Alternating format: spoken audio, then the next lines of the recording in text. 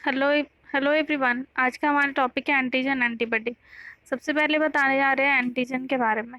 Antigen किसको कहते हैं? तो एंटीजन को याद रखना है कि antigen a type of substance है, वैसा सब्सटेंस है जो स्टिमुलेट करता है इम्यून सिस्टम को। कैपेबल होता है, उसमें एबिलिटी होती है, कैपेबिलिटी होती है ताकि इम्यून सिस्टम को रिस्पॉन्स करा सके, इम्यून सिस्टम को स्टिमुलेट करा सके। इम्यून सिस्टम क्या होता है? तो हमारे बॉडी का वो सिस्टम जो हमें डिजीज से, बैक्टीरिया से, वायरस से, ये इन चीज़ों से बचाते हैं, उसको किल करते हैं। तो ऐसा सिस्टम जो हमारे बॉडी में प्रेजेंट है, इसको इम्यून सिस्टम कहा जाता है। तो इम्यून सिस्टम एक्टिव रहता है लेकिन एक्टिवेट नहीं रहता है। अब जब जैसे ही उसको एंटीजन मिलेगा तो वैसे ही वो एक्टिवेट हो जाता है। इसके अलावा यहाँ पे एंटीबॉडीज बताया है। एंटीबॉडीज भी इम्यून सिस्टम ही बनाता है, और ये एंटीबॉडीज भी हमारे बॉडी में तो प्रेजेंट होंगे ही, इम्यून सिस्टम है तो। लेकिन ये भी एक्टिवेट नहीं रहता है, लेकिन एंटीजन जैसे ही मिलता है तो ये एंटीबॉडीज एक्टिवेट हो जाता है। इसको एक एग्जांपल से समझ सकते हैं कि जैसे अगर किसी मॉल में या सिनेमा हॉल में जाते होंगे तो गार्ड्स देखते होंगे। ऐसे तो आप लोग जाते हैं तो कुछ नहीं करता है, लेकिन जैसे ही अगर कोई ऐसा पर्सन देख लेता है गार्ड्स जो कि नुकसान पहुंचा सकता है आपको, तो वो गार्ड्स क्या करते हैं कि उसको पकड़ लेते हैं, बचाते हैं लोगों को उस पर्सन से जो नुकसान पहुंचा सकता है। तो जस्ट लाइक यहाँ पे एंटीबॉडीज़ और इम्यून सिस्टम के बारे में भी यही याद रखना है कि एंटीबॉडीज़ हमारे बॉडी में प्रेजेंट तो रहते हैं लेकिन एक्टिवेट नहीं रहते हैं। लेकिन जैसे ही उसको एंटीजन मिलता है, बाहर का कोई ऐसा सब्सटेंस आता है, फॉरेन पार्टिकल जो कि नुकसान पहुंचा सकता है, तो वो तुरंत एक्टिवेट हो जाता है और एक्टिवेट होकर उस एंटीजन को पकड़ लेते हैं। इसके अलावा एंटीजन को याद रख सकते हैं कि एंटीजन में भी पैथोजेंस हो सकता है, पैथोजेंस डिजीज़ कॉज करने वाला ऑर्गेनिज्म। तो ये पैथोजन हो सकता है जो कि डिजीज़ कॉज करता है, जैसे बैक्टीरिया हो गया, वायरस हो गया, और प्रोटोजोआ हो गया। तो ये सारे जो लिविंग ऑर्गेनिज्म होते हैं, माइक्रो ऑर्गेनिज्म होते हैं जो डिजीज काउज कर सकते हैं, ये सारे भी क्या होते हैं? एंटीजन होते हैं। ये भी बॉडी में हमारे जाते हैं तो हमारे एंटीबॉडी को, इम्यून सिस्टम को एक्टिवेट करा देते हैं। ठीक है। इसके अलावा इसको क्या बोलते हैं? इसको फॉरेन पार्टिकल्स भी सुनिएगा कि एंटीबॉडीज आर फॉरेन पार्टिकल जो कि इन्वायरमेंट में प्रेजेंट होते हैं। तो फॉरेन पार्टिकल क्यों कहते हैं? तो फॉरेन पार्टिकल इसलिए बोल सकते हैं, जैसे हमारे कंट्री का नहीं है तो उसको बोलते हैं ना कि फॉरेन कंट्री। तो उसी तरह से हम लोग के बॉडी का पार्ट नहीं है, बाहर का है, इसलिए उसको बोल सकते हैं फॉरेन पार्टिकल्स। इसके बाद है कि हम लोग के बॉडी में भी, बाहर तो बता ही रहे हैं कि एंटीजन बॉडी में नहीं बल्कि इन्वायरमेंट में प्रेजेंट होता है, लेकिन कुछ एंटीजन जो है वो हम लोग के बॉडी में भी प्रेजेंट होता है। ये एंटीजन क्या रहता है? तो ग्लाइकोप्रोटीन या ग्लाइकोलिपिड रहता है, और ये प्रेजेंट होता है हमारे ब्लड में। ब्लड में कहाँ पे प्रेजेंट होता है? तो रेड सेल पे, यानी आरबीसी के ऊपर प्रेजेंट होता है हमारे ब्लड में ये एंटीजन।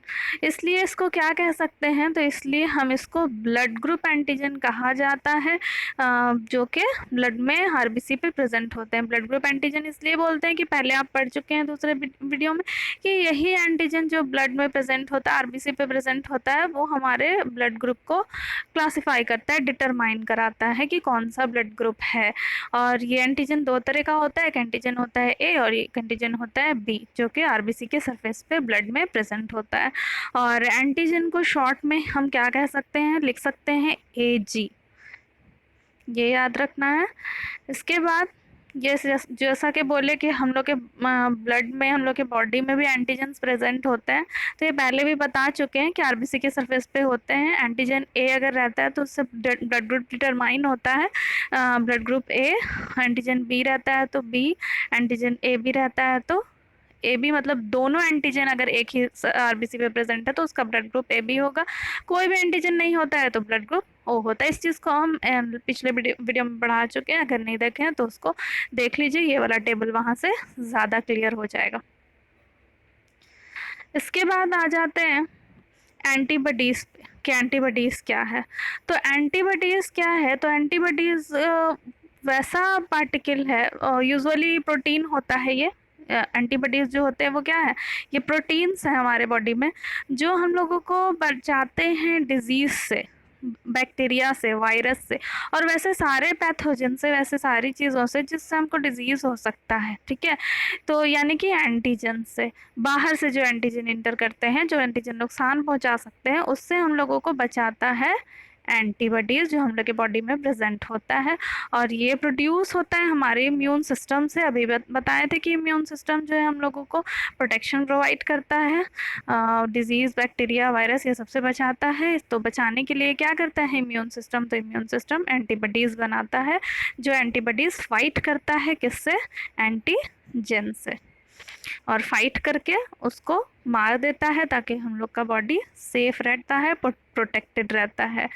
एंटीबॉडीज़ क्या, sorry, antibodies fight with the antigen, यहाँ देख रहे होंगे। और फॉर एग्जांपल फॉरेन पार्टिकल्स बोल सकते हैं एंटीजन को, जैसे बैक्टीरिया, वायरस, etc। तो एंटीबॉडीज़ किल करता है, kill them and protect us from disease. इसके अलावा एंटीबॉडीज़ को अगर हम शॉर्ट में बोलना चाहें, लिखना चाहें, तो ए भी लिख सकते हैं। इसके अलावा याद रखना है कि antibodies also called immunoglobulin, antibody को इम्यूनोग्लोबुलिन भी कहा जाता है, इसीलिए इसका शॉर्ट फॉर्म IG भी लिखते हैं, IG। तो IG क्यों लिखते हैं? क्योंकि antibodies is also known as immunoglobulin. तो I और G लिख करके, इम्यूनो और ग्लोबुलिन में से I और G लेकर के इसको शॉर्ट फॉर्म बोलते हैं, IG डिनोट करते हैं IG से। ये एक वाई शेप का प्रोटीन है, यहाँ लिखा है, देख रहे होंगे कि इसका शेप कैसा होता है, एंटीबॉडीज़ का वाई शेप का होता है। फिर से बोल दे रहे, एंटीबॉडीज़ वाई शेप प्रोटीन है जो हम लोग के ब्लड प्लाज्मा में रहता है, ब्लड के प्लाज्मा में रहता है। अगर प्लाज्मा जानना चाहें तो एक और वीडियो बना देंगे जिसमें ब्लड के कंपोनेंट्स बता देंगे कि ब्लड में क्या क्या प्रेजेंट होता है, उसमें प्लाज्मा क्या होता है वो भी पता चल जाएगा, RBC क्या होता है वो भी पता चल जाएगा। ठीक है, तो वाई शेप प्रोटीन होता है जो कहाँ प्रेजेंट होता है? हमारे ब्लड के प्लाज्मा में प्रेजेंट होता है, जो हम लोगों को बचाता है, प्रोटेक्ट करता है, डिजीज से फाइट करता है, एंटीजन से। कैसे एंटीजन से? तो वैसे एंटीजन से, फॉर एग्जांपल बैक्टीरिया, वायरस हो, वायरस, बैक्टीरिया एंटीजन है जो डिजीज काउज कर सकता है, तो इन सबसे बचाने वाला होता है एंटीबॉडीज। और ये एंटीबॉडीज़ के 5 टाइप्स होते हैं, यहाँ देख रहे होंगे। एक IgG एंटीबॉडी होता है, एक IgA एंटीबॉडी होता है, IgM एंटीबॉडी होता है, IgE होता है और IgD। ये 5 टाइप के एंटीबॉडीज़ हैं। तो पाँचों टाइप के एंटीबॉडीज़ का अलग अलग काम है, इसका आपको एक और वीडियो मिल जाएगा जिसमें पाँचों टाइप के एंटीबॉडीज़ के बारे में बता देंगे अच्छे से। इसके बाद ये फिगर देख सकते हैं एंटीबॉडी का, कि एंटीबॉडी कैसा होता है, वाई शेप होता है, अभी बताए थे। तो इस तरह का रहता है। यहाँ पे का जो साइट होता है ये एंटीजन बाइंडिंग साइट होता है, यानी इसी जगह पे से एंटीबॉडी एंटीजन को पकड़ता है। यहाँ देख रहे होंगे किस तरह से पकड़ते हुए, पकड़ने के लिए दिखा रहा है। इसके अलावा ये वाला फिगर देख सकते हैं आप, कि इसमें जो देख रहे हैं कि एंटीबॉडीज में लाइट चेन और हेवी चेन देख रहे हैं, मतलब एक बड़ा चेन दिख रहा होगा कि ये बड़ा चेन है ये वाला, और ये वाला छोटा चेन दिख रहा होगा कि ये छोटा चेन है।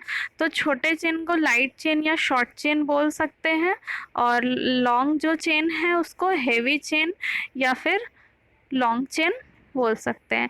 और यहाँ पे देख रहे होंगे एक ये लाइट चेन और एक ये लाइट चेन, यानी 2 लाइट चेन है, एक ये हेवी चेन, एक ये हेवी चेन, यानी कि 2 हेवी चेन है, इसलिए इसका स्ट्रक्चर H2L2 कहते हैं। उसके अलावा यहाँ दिख रहा होगा कि यहाँ पे बाइंडिंग साइट होता है जहाँ से एंटीजन को ये पकड़ता है। अब ये कैसे पकड़ता है एंटीजन को, ये थोड़ा सा देख सकते हैं इस इमेज में, कि इस तरह से ये जो वाई शेप का दिख रहा है ये एंटीबॉडीज़ है, ये एंटीबॉडीज़ है, और ये जो ग्रीन कलर का दिख रहा है ये एंटीजन है। तो इस तरह से एंटीजन को एंटीबॉडी पकड़ता है और किल करता है और हम लोगों को प्रोटेक्ट करता है। अगर कोई कन्फ्यूज़न हो तो कमेंट करके पूछ सकते हैं।